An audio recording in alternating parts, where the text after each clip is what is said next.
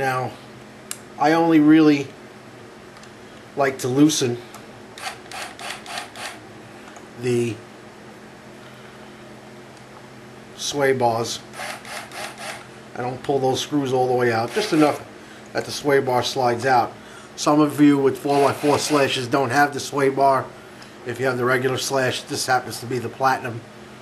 So on the front, the sway bar, I don't know how, see if I can zoom that in for you. On the front of the slash platinum, the sway bar, so I get that in tighter for you. You can see the sway bar is attached to the chassis right here. Just sits underneath these two screws. Okay. If you don't have a slash platinum, or you didn't decide yet to go out and purchase the sway bars, you don't need to worry about this step.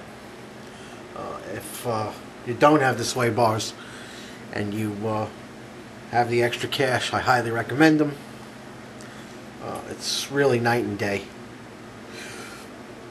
Okay, so I've loosened the two front bolts right here for the sway bar.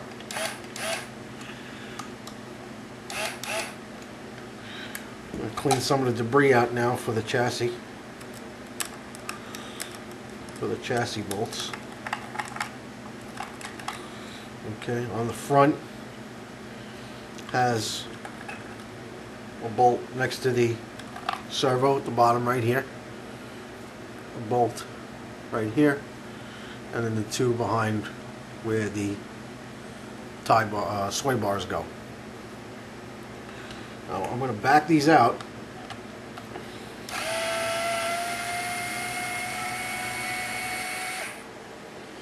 Okay. This is really the only tip that I have for you is on this. That's how easy this is. The two screws in the back here, one here and one here, are shorter than the ones in the front by about 2 millimeters. Very important. Very important that you reinstall these the same way they came out. I don't think you'll do too much damage if you put the longer ones in the back, but if you put the short ones up front, in my opinion, it's not gonna bite into the chassis. I don't think it'll hold as well as if it was the longer ones.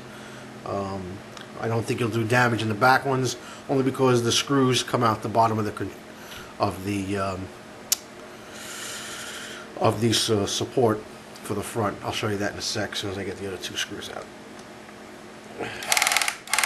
Now with the front module, you have 4 screws on top that I'm taking out now. Also, before you disconnect the front module, you want to roll your truck over gently. You can hear all that gravel coming out of my chassis. And I recommend not using the power tool for this, only because it's not as sturdy as the rest of it. And what I like to do is, I like to take the 2.0, hold my wheels, and remove the bar from the servo. And that will allow you to remove the front module. Put that screw aside. Now the front module, very easy. While you're holding it, give it a little kick up. Get your fingers under the supports here, because they bite. They bite into the chassis. They sit slightly recessed. Let me zoom in and show you that. They slightly recess into the chassis. So you just give it a little wiggle, and it's that easy.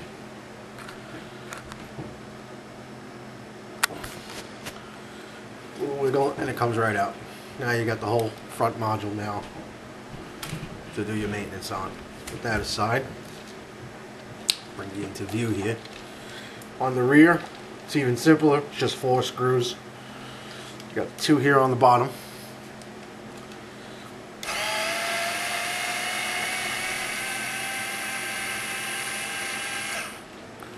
It's okay to mix and match these with the two front ones.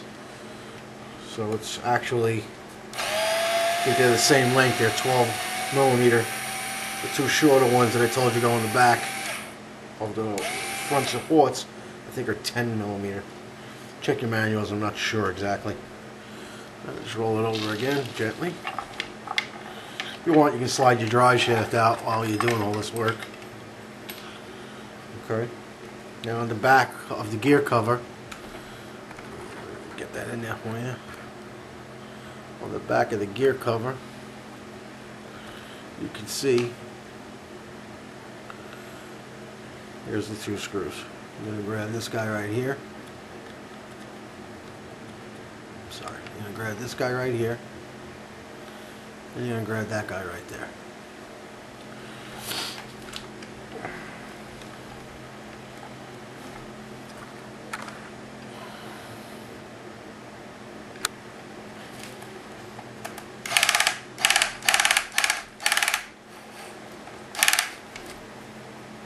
More torque.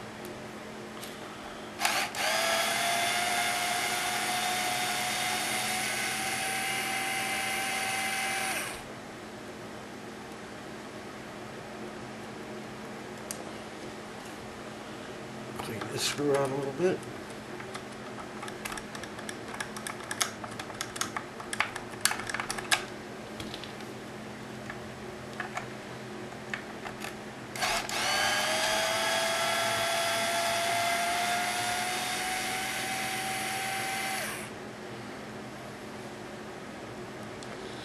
Okay, now this part takes a little bit more effort. I wouldn't say it's harder than the front. It's just a little bit more effort. When you go to pull on it, okay, you want to wiggle up and down, and you want to get a separation right here. Another thing, when you're reassembling this, you want to make sure that the plastic housing of the slipper or the rear differential, if you race differential, if you decide to install it, if you have the platinum, sits in here.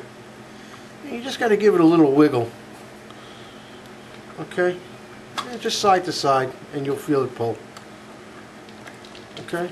Now once you get that separation, you gotta jiggle side to side. I think it's the slipper clutch itself is sitting very, very snugly in the bearing through the housing of the chassis, and I can't think of anything else that gives it just a little bit of resistance here. I don't like to pull too hard. Again, like I said, sometimes you want to just wiggle it side to side, and if it gives you too much trouble, you might be catching the spur gear somewhere. So that's where the 2.0 drive comes in. You want to take off your gear cover and just see what's going on. You shouldn't have to remove the gear cover. You shouldn't have to remove the gear cover to pull out the back, but every now and then it seems to hang up on something.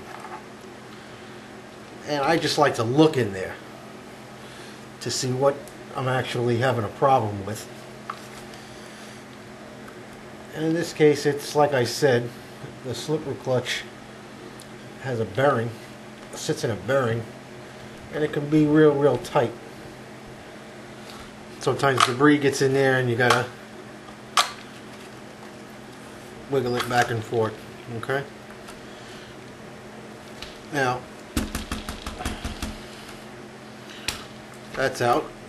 You can see needs some serious cleaning here. This is where the slipper clutch enters the back, or the race differential, whichever you have. And your slipper clutch is sitting right here. Okay, nice. Gears look good. I like to take it out. What I'll do is I'll give everything a good wipe down, blow everything out in a little, if you have a can of air. I'll put WD-40 just a little bit around here, because I notice it constantly rusts. That screw likes to get slightly rusty. That's pretty much it.